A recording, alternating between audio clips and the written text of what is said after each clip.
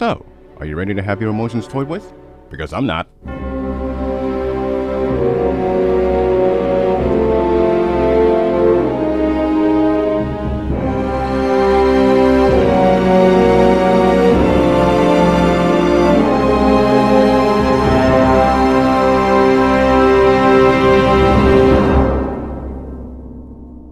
I'm Demetrius, and welcome to the Brumakian podcast. This is an episodic review series where I can review anything, but not everything. That includes monster movies, both big and small, anime, and video games. This week is The Iron Giant. Let's take it back to the late 1960s, but over in the UK. English poet Edward James Hughes, or Ted Hughes, published a children's book called The Iron Man in 1968. The reason why he decided to make it is because he wanted to comfort his children after the sudden death of the mother, Sylvia Plath, who herself was an American poet. In 1989, Peter Dennis Blanford Townshend, an English rock musician, adapted the book into a concept album called The Iron Man, the musical. In 1991, Richard Baisley pitched the book to Don Bluth while working on Don Bluth Entertainment in Ireland. However, it was Desmond McGonough, who believed that the book could translate well on the big screen. And then, right out of the blue, it was acquired by Warner Brothers Entertainment. While the film's project was on its way through, WB thought it would be a great starting point for director Brad Bird, who at the time was working for Turner Feature Animation and who worked on the animated TV show The Simpsons from 1989 to 1996. Turner, by the way, was named after the man who was a big deal back in the day, Robert Edward Turner III, better known as Ted Turner. Yes, the same Ted Turner who, by the time 1996 rolled around, WCW was kicking the WWF's ass. And believe it or not, he is still alive today. Well, at the time of me writing this. Anyhow, Warner's parent company, Time Warner, now Warner Media, have merged with Turner Broadcasting. That means that Brad Bird was free to move to Warner Brothers Animation, who had released Space Jam in the same year. Now, one thing that had to be changed was the name. There was already a character called Iron Man, Marvel Comics, so they replaced the word man, and in its place was Giant, and the name stuck. Even though Brad read the original Iron Man by Ted Hughes and liked it, he was given creative control for the project by WB.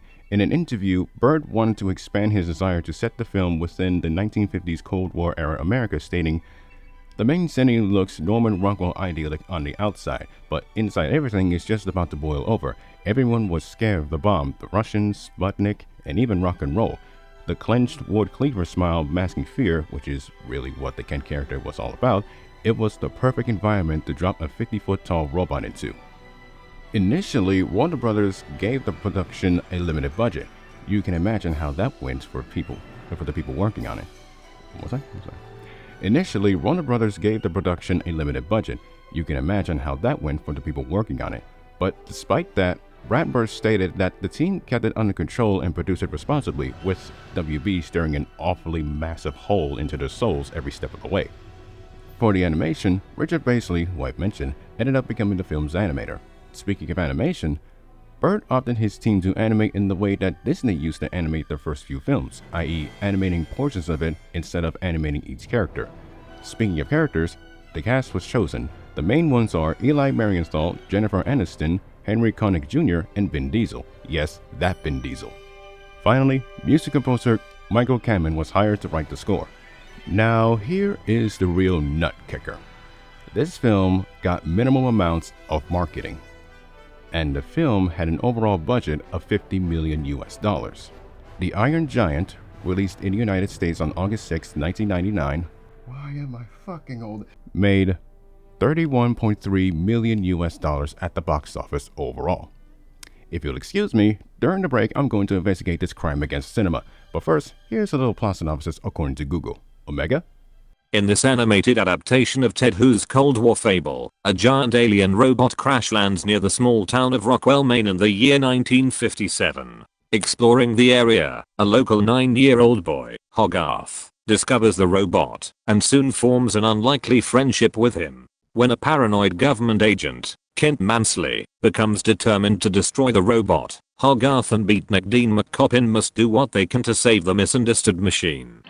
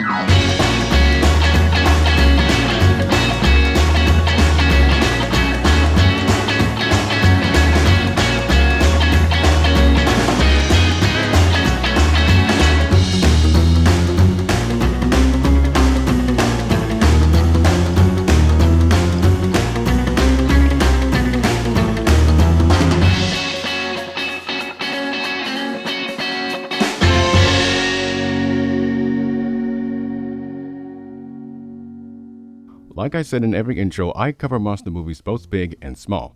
With that said, my goodness, a roller coaster of emotions this was. I like the 1950s Cold War backdrop, and it makes sense to take place there. But that's not what it's about.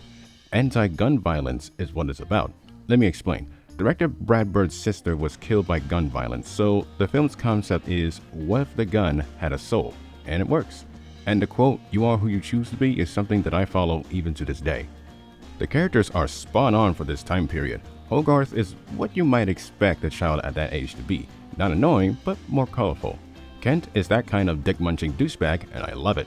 Dean is smooth as butter, and even the mother is very charming. The metal man himself is like a lost child. He learns things basically from the start and then goes from there, even at one point towards the end when things get really heated. You know, I am a sucker for old school hand-drawn animation, so seeing it in this film is a breath of fresh air. Also, surprisingly for 1999 and in 2023, the CG used for the metal man is great. Somehow, it doesn't look out of place. The sound design is magnificent. Every single hiss, boom, and crash is so pleasing to the ears. Another thing that is pleasing to the ears is the music. Not a single track is wasted. There's even one point where the Superman theme by John Williams is played. I like that little touch. Overall, The Iron Giant is indeed fantastic, which makes it all the more sad that it underperformed at the box office. Corporate, what the fuck were you doing?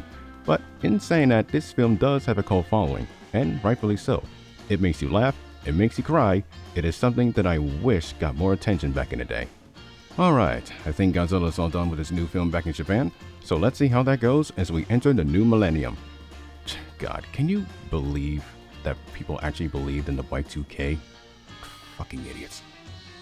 Until then, thank you all for watching / listening. If you enjoyed this video, leave a like and subscribe to the channel for more of the Brumakian podcast. And check out my other channel while you're at it. This has been Demetrius signing off. Be well, stay safe, and have a good day.